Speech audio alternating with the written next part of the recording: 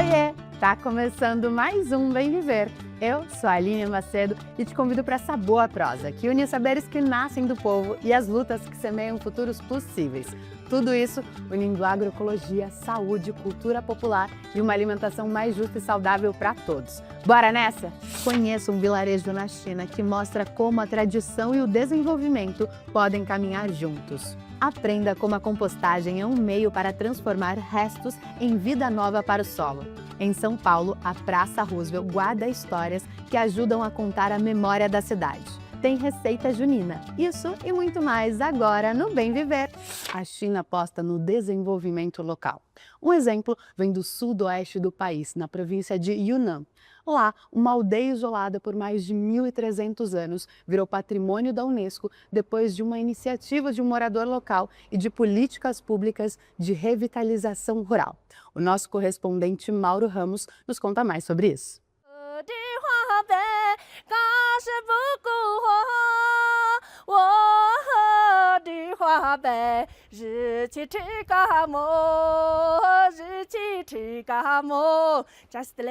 Ela é Pan Zhoma, uma camponesa local aqui de Balagedzong. Pan é uma das beneficiárias das mudanças que aconteceram na região nas últimas décadas. O vilarejo dela, Bala, até 2008 estava praticamente isolado do mundo. A região fica em Shangri-La, na província chinesa de Yunnan. O vilarejo de Bala, situado nessas montanhas, permaneceu isolado por quase 1.300 anos. Um dos moradores, Sina Dinju, saiu do vilarejo na década de 1990. Foi parar em Guangdong, onde fez uma fortuna. Ele voltou para cumprir um objetivo: conectar seu vilarejo ao mundo e tornar acessível a beleza desta região. Gastou tudo o que tinha e levou 10 anos para construir uma estrada de 59 quilômetros.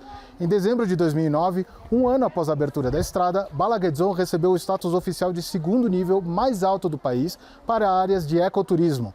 A classificação exige padrões específicos de preservação ambiental e gestão ecológica do turismo. O governo também estabeleceu políticas de revitalização rural na região. Hoje, Balagedzong integra o Patrimônio Mundial da Unesco, chamado Três Rios Paralelos, uma das áreas de maior biodiversidade do planeta. A abertura desta estrada transformou nossas vidas, não apenas para o vilarejo de Bala, mas para toda a região ao redor. Antes, mesmo que nossas maçãs fossem completamente orgânicas, incrivelmente frescas, entre as mais saudáveis que você poderia encontrar, elas não conseguiam sair do vilarejo. Não tínhamos escolha, a não ser dar para os porcos ou deixar apodrecer em casa. O mesmo acontecia com produtos silvestres preciosos, como os cogumelos, matsutake e ervas medicinais raras que crescem em abundância em nossas montanhas. Tudo ficava preso aqui, sem ser visto nem vendido. Até pessoas como eu, que sempre desejaram aprender e crescer, não podiam ir a lugar nenhum. A distância era grande demais, a viagem difícil demais. Estávamos isolados, como sapos no fundo de um poço. Nunca víamos as luzes da cidade, prédios modernos ou instalações avançadas. Mas tudo mudou com essa estrada.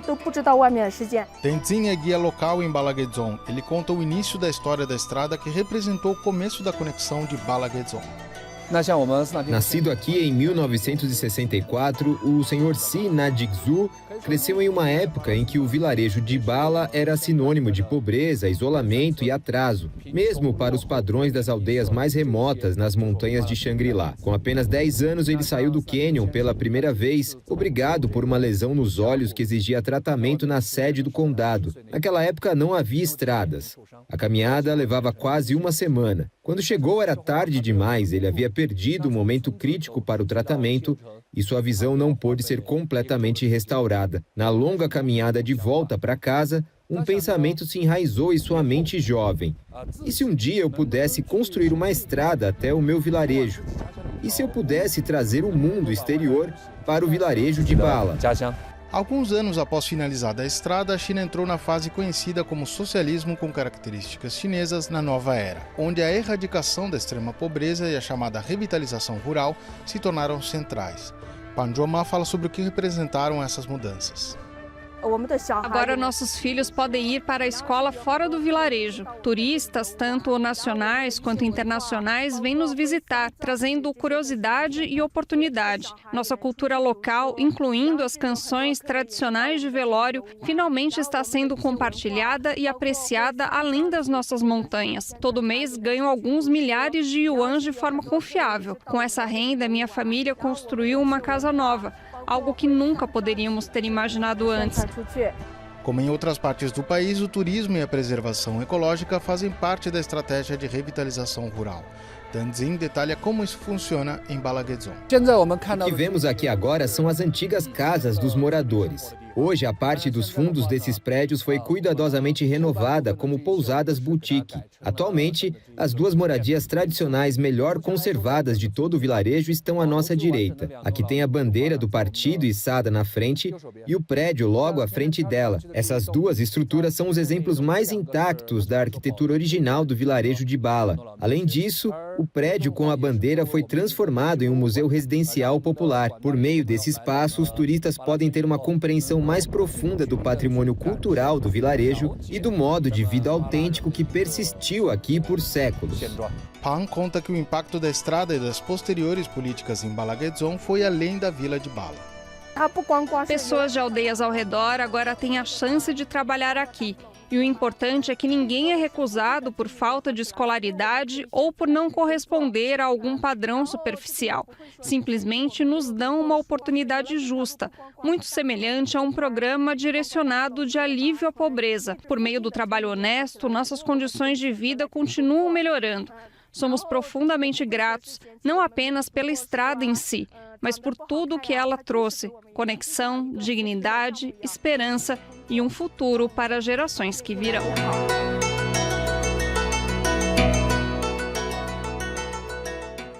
E falando em preservação, você já parou para pensar que aquilo que a gente considera como lixo pode voltar a ser vida? Em Jarinu, no interior de São Paulo, o Centro Agroecológico Paulo Kageyama ensina que cuidar da terra é também devolver a ela nutrientes que ajudam a manter o solo vivo. Quem nos mostra como esse ciclo funciona é o repórter Rodrigo Chagas.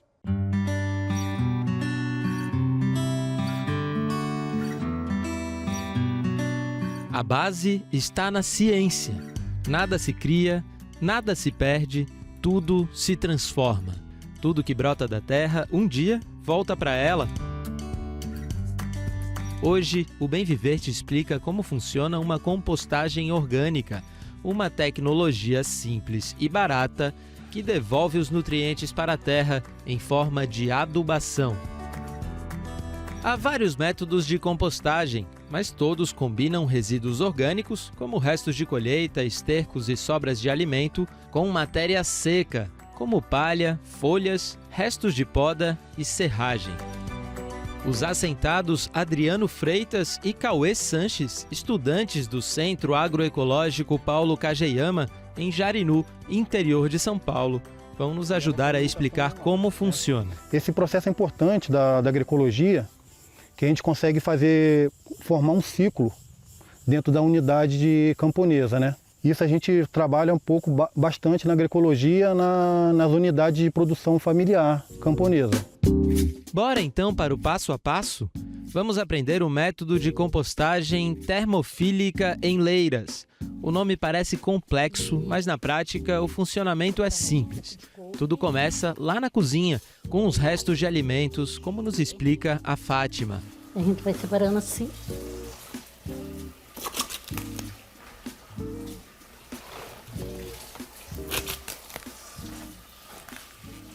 A gente coloca esse, né? Aqui no caso a gente coloca para os porcos. Lava tudo, joga para os porcos. Mas também a gente pode colocar para as galinhas, pros patos, né? Não só para os porcos. A casca da cebola, casca de alho, a gente coloca tudo na composteira. Como disse a dona Fátima, no Centro Agroecológico, os restos da cozinha vão servir de alimento para os porcos. Depois de alguns dias, e com o cuidado de manter sempre o ambiente coberto com serragem ou palha seca, Os excrementos desses animais, já misturados com a matéria seca, serão levados à composteira.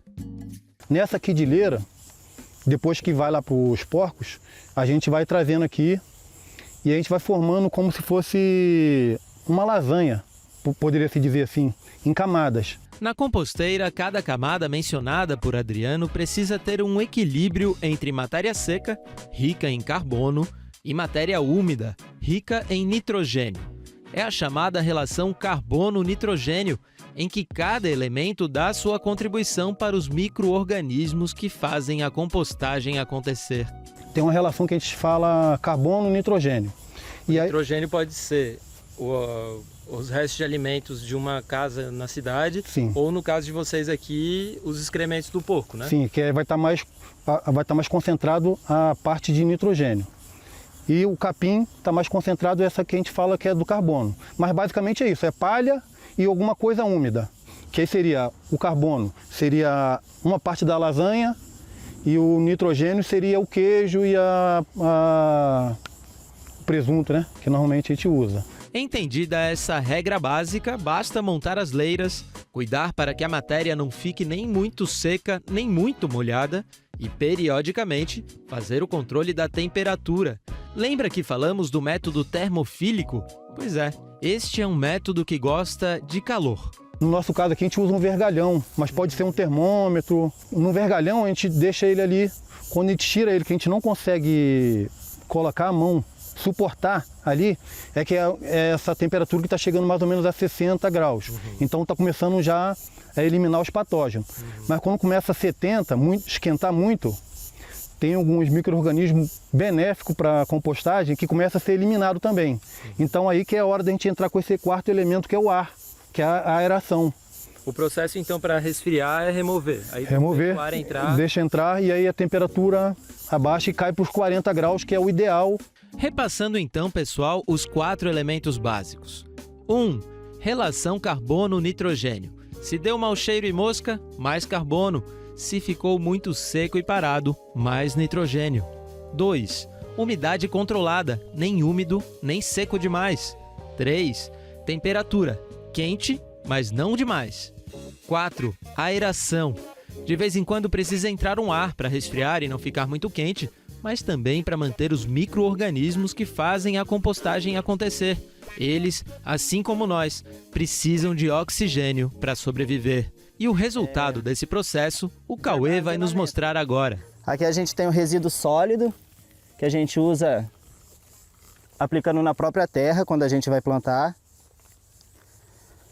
E o churume, ele é decorrente desse processo de quebra do material pelos micro-organismos, tanto dos micro-organismos e quanto a chuva também, que ela vem, ela cai e acaba lavando, e com isso o churume vai escorrendo. Ele vem, passa por esse ralo aqui e é armazenado nessa caixa. O resíduo sólido que o Cauê mencionou é o composto orgânico.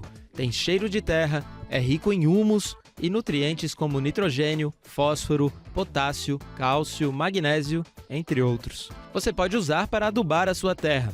Já o chorume é, na verdade, um biofertilizante líquido poderosíssimo. Mas, atenção, é preciso diluí-lo em água antes de usar.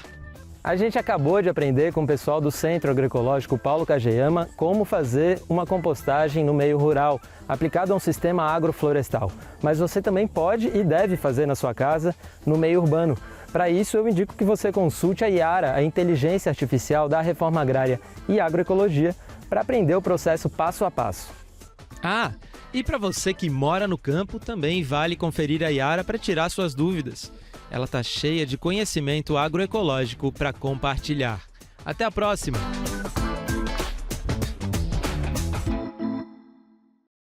Que massa, né? E como diria Ana Primavesi, a terra não é um recurso, mas um organismo vivo. E aqui na Livraria Expressão Popular, você encontra o livro Manejo Ecológico do Solo, da agrônoma e uma das maiores referências da agroecologia no Brasil. E aproveita que essa obra já está com 20% de desconto. Então é só acessar expressãopopular.com.br. da terra direto para a cozinha. Bora de comida de verdade? Por aqui, a gente segue em clima de festa junina com receitas deliciosas. Hoje, a nossa chefe Rema Soto vai nos ensinar um cupcake de milho com goiabada. Uma combinação que eu garanto que vai surpreender a sua mesa de doces. É com você, Rema!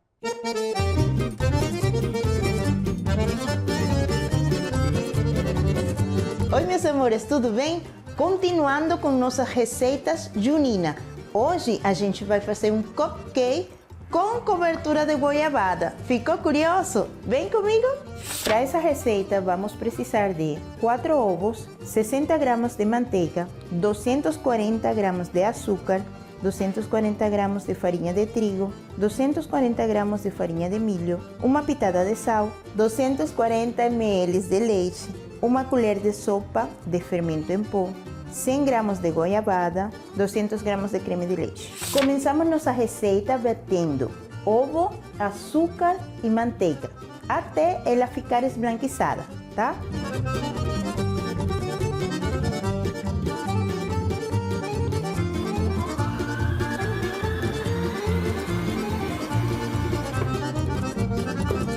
Ele já fica mais clarinho, mais esbranquiçado. Agora, gente, adiciona as farinhas, milho e trigo, de aos poucos.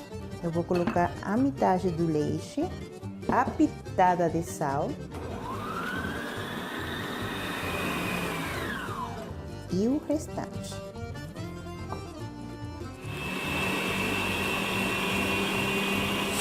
E agora, nossa massa desligada, a gente adiciona o fermento em pó. Se você tiver uma forminha de metal, você polvilha ela para ela não grudar. A gente dessa vez está utilizando essa de silicone que não precisa. A gente preenche na terceira parte da forminha para dar espaço para ele crescer e poder colocar aquela cobertura maravilhosa. Se você não tiver essa forminha de cupcake, vale falar que pode ser uma forma grande inteira, com um buraco no meio, sem problema nenhum. Sobrou uma massinha aqui, uma misturinha aqui, e eu coloquei em outra forma. Forno, 180 graus a 200 por 15 minutos. Bora fazer nossa cobertura. Goiabada, essa aqui tem 200 gramas, então a metade. Corta para facilitar e coloca no liquidificador. Esse creme a gente acha no Armazém do Campo e ele é incrível.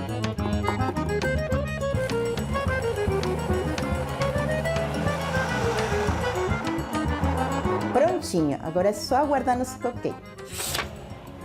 Ó, agora a gente vai deixar mornar eles para colocar nossa cobertura. Já eles mornaram e a gente vai tirar do silicone. Se você faz no papel, é só colocar com um canutinho, com o papel. E aí a gente vem com nossa cobertura. Dessa vez foi goiaba. Mas outra vez pode ser banana, uma calda de laranja, na geleia de uva que a gente já fez. É só tentar entrar na cozinha e fazer o que a gente quiser. Dessa vez aquelas receitas juninas com milho, mas testa, tenta. Se você gostou, marca a gente nas redes sociais. Rema Chef, Chevre Restaurante. Mas você sabe, né? É minha vez. Deixa eu ver como ele ficou por dentro. A massa macia. Maravilhoso. Quando dizem que a união faz a força, não é à toa. Não é mesmo, Maria Cleide? Olá, pessoal. Eu sou a Cleide. Sou uma das diretoras da Central Veredas e presidente também da Copa Base, que é uma cooperativa de pequenos produtores. Quero convidar vocês para conhecer nosso trabalho das nossas senhoras que borda, que faz tingimento natural. Entra no site, veja tudo lá, Central Veredas. Vocês vão ver cada coisa maravilhosa que as nossas artesãs faz. E Copa Base é uma cooperativa de pequenos produtores que acolhe, sabe aquela mercadoria que você produz lá na roça? vai para a cooperativa e sai assim, ó, lindo, maravilhoso, direto para venda. Procura o nosso site, faça suas compras, conheça a nossa cooperativa Copa Base. Venha você também conhecer. Muito obrigada, dona Cleide. E um abraço especial para todo mundo aí de Arinos, em Minas Gerais. E não esquece de seguir e compartilhar no Instagram. O @ é Central Veredas e Cooperativa Copa Base. Em São Paulo, a Praça Roosevelt acompanhou as transformações da cidade ao longo dos últimos anos. Palco de encontros, manifestações artísticas e principalmente do teatro, o local se tornou um importante ponto de referência cultural da capital paulista. A nossa repórter Beatriz Draghi Ramos mostra mais uma história da série especial Observatório Cultural, Lugar de Memória do Brasil de Fato. Vamos acompanhar.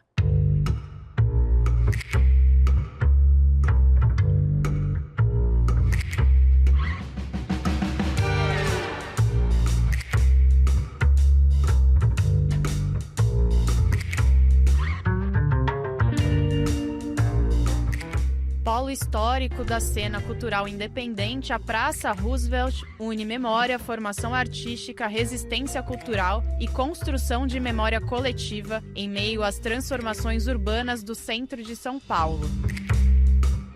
As companhias teatrais Sátiros, Espaço Parlapatões e a SP Escola de Teatro são alguns dos espaços que fortalecem o papel da cultura na reocupação da região central de São Paulo, preservando modos de fazer teatro ligados à história da região e contribuindo para a continuidade dessa presença cultural no território. Fundado em 1989, o Sátiro chegou à Praça Roosevelt em 2000, integrando a população em situação de vulnerabilidade social ao movimento artístico, ocupando a praça como um palco de criação e espaço de encontros culturais, como conta Rodolfo Garcia Vasques, um dos fundadores da companhia. A Praça Roosevelt era considerada um dos lugares mais perigosos do centro de São Paulo.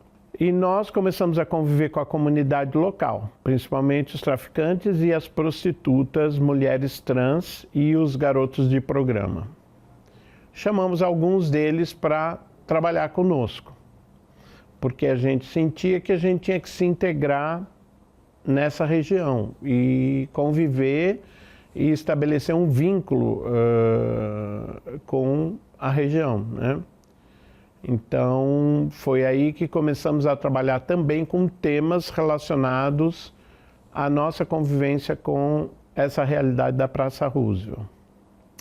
E tivemos algumas resistências, a praça começou a ficar mais segura, foram abrindo outros teatros e bares. Então, uma calçada que era muito deserta, de repente se tornou um polo de atração noturna, né? E até atração turística para a região. E se tornou um lugar mais seguro comparando com outras ruas ou entorno da praça, né? Pouco tempo depois, a companhia de teatro Parlapatões, que fazia números de palhaçaria e de circo nas ruas desde 1991, chegou à praça em 2006. Desde sua inauguração, o Espaço Parlapatões recebe espetáculos do grupo, bem como de outros grupos e companhias nacionais e internacionais. Produz e cedia mostras, festivais e eventos, como o Festival de Cenas Cômicas, Festival de Peças de 1 Minuto, entre outros. Por meio de uma parceria com os Sátiros, o grupo viu a região se transformar e se tornar um polo teatral. E a gente criou um binômio aqui entre cultura e boemia. Além disso, a década de 1960 foi marcada por um intenso movimento musical na região, com destaque para bares como o Papo, Pinga e Petisco, que sediou o primeiro show de Elis Regina. A sede dos Parlapatões, por sua vez, funcionou como uma padaria e um supermercado nas décadas de 1970 e 1980. A praça também foi palco de cineclubes. Isso desembocou em várias coisas, tanto que na parceria dos Sátiros, dos Parlapatões e uma série de outros grupos, né, pelo menos 8, 10 coletivos da cidade, a gente acabou se reunindo para gerar e desenvolver a SP Escola de Teatro, que é da Secretaria de Estado da Cultura, mas que é uma semente que foi colocada e que a gente conseguiu que o poder público apoiasse e tornasse uma realidade, uma escola de teatro talvez a maior do país hoje. Então eu acho que é isso que a gente tem que fazer, é criar esse envolvimento de uma perspectiva de cidadania, de aproximação e não de expulsão. Eu acho que essa relação ela é fundamental para mudar um território, que ele esteja integrado, né? Fica ali também a SP Escola de Teatro, inaugurada em 2010 e hoje um dos maiores projetos de formação das artes do palco do Brasil. A instituição da Secretaria da Cultura, Economia e Indústria Criativas do Estado de São Paulo é gerida pela Associação dos Artistas Amigos da Praça e oferece 8 cursos técnicos gratuitos com 2 anos de duração. Atuação, cenografia e figurino, direção, dramaturgia, humor, iluminação, sonoplastia e técnicas de palco. Também oferece dezenas de cursos livres de extensão e recebe apresentações teatrais e outros eventos culturais. Ela foi inaugurada em 2010, quando ela recebe os primeiros estudantes, e a gente transformou essa escola de teatro num dos maiores projetos de formação, talvez o maior, projeto de formação das artes do palco do Brasil. É um projeto bastante vitorioso, a gente recebe 400 estudantes em 2 períodos, manhã e tarde, em formação regular, além dos cursos de extensão, e daí são milhares de estudantes que frequentam esses cursos durante o ano. A gente começou como uma escola livre lá atrás, em 2010. A partir de 2017, a gente transforma esse curso livre num curso técnico e a partir de agora, 2026, a gente se transforma na SP Escola Superior de Teatro.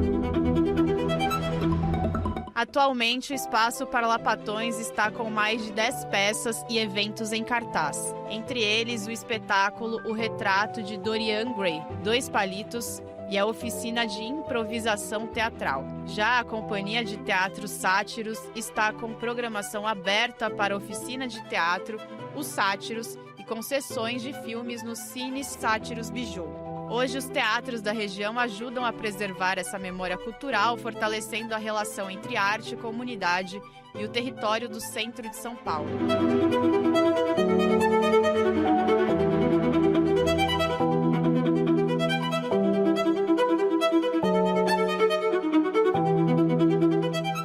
E o Bem Viver de hoje fica por aqui. Muito obrigada pela sua companhia em mais uma edição. E não esquece, toda sexta-feira, a partir das 10h30 da manhã, tem uma versão no rádio do programa na 98.9, na Grande São Paulo. E um podcast especial na sua plataforma de áudio favorita. É só colocar Conversa Bem Viver. Semana que vem tem mais na sua telinha e no YouTube do Brasil de Fato. Eu te espero.